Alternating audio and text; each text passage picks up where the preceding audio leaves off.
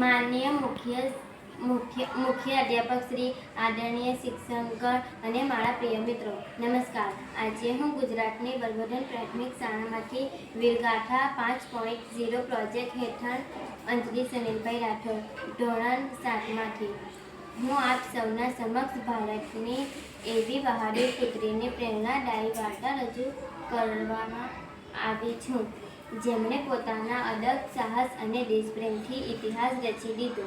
હું વાત કરી રહી છું ફ્લાઇટ લેફ્ટનન્ટ ગુંજન સક્સેનાની, જેઓને તેમના અદમ્ય શૌર્ય માટે ભારત સરકારે શૌર્ય ચક્ર પુરસ્કારથી સન્માનિત કર્યા હતા.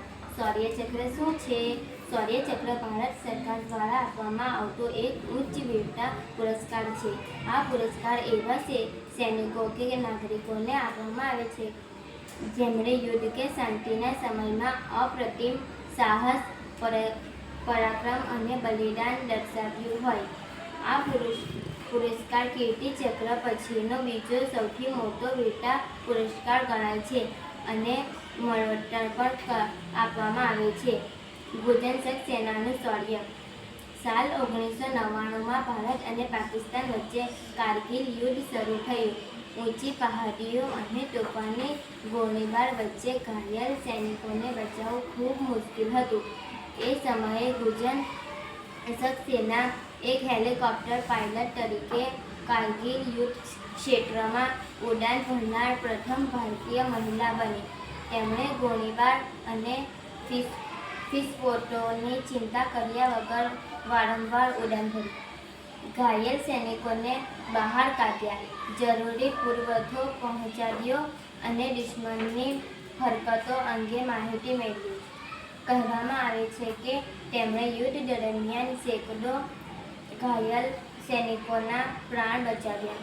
તેમના અદમ્ય સાહસ અને દેશ સેવા માટે તેમને શૌર્ય ચક્ર પુરસ્કારથી સન્માનિત કરવામાં આવે છે. તેમણે ભારતીય વાયુ સેનાની પ્રથમ મહિલા અધિકારી તરીકે આ સન્માન મેળવ્યું. મારા પ્રિય મિત્રો, ગુંજન સક્સેનાના આ પ્રસંગ આપણને અનેક મૂલ્યવાન શિખામણ આપે છે. પહેલું, સાહસ અને આત્મવિશ્વાસ. મુશ્કેલીઓ સામે ડર્યા વિના ડટીને ઊભા રહેવું. બીજું, કર્તવ્ય નિષ્ઠા અને દેશપ્રેમ જીવનમાં સૌથી મોટો ધર્મ છે. ત્રીજું, લિંગ સમાનતા. શૌર્યનું કોઈ લિંગ નથી, માત્ર હિંમત જરૂરી છે. જેમ ગુંજન સક્સેનાએ કહ્યું છે, આકાશમાં ઉડાન માટે ફક્ત પાંખો નહીં, હિંમત પણ જોઈએ.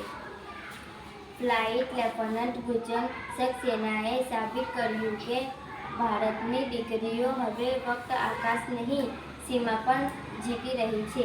ચાલો મિત્રો, આપણે સૌ તેમના સાહસ અને સમર્પણથી પ્રેરણા લઈએ અને જીવનમાં કંઈક એવું કરીએ કે જેનાથી આપણો દેશ ગૌરવ અનુભવે. જય હિન્દ, જય